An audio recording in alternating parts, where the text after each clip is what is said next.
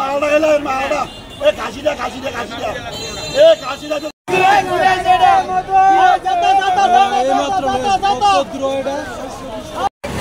মাত্র 4টা এই জলের দামে সর্বত আর মাত্র 4টা দেশি কাতল এই দেশি কাতল কেজি 650 এই জলের দামে সর্বত কেন আসছেন এই কুমিল্লাতে আইছে এই কুমিল্লা রাজগুঞ্জে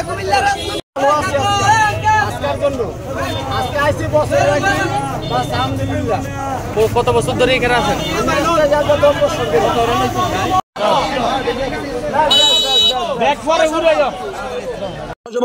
বেশি 500 550 টাকা আমরা কিনে হয়েছে 500 টাকা 500 550 600 টাকা বেচতেছি বুঝছেন।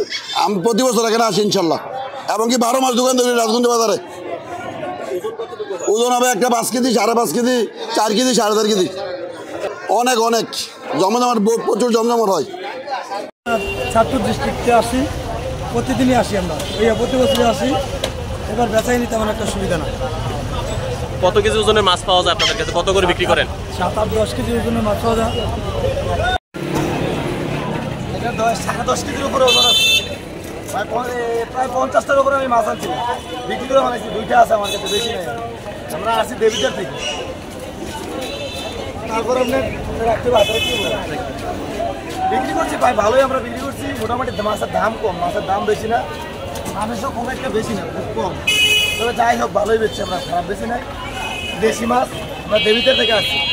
কিছু 20-3 মাস আমাদের এলাকায় প্রত্যেক বছরই আসি। এইভাবে আমরা বাজারের ভিতরে দৈনিক দোকানদারি করি।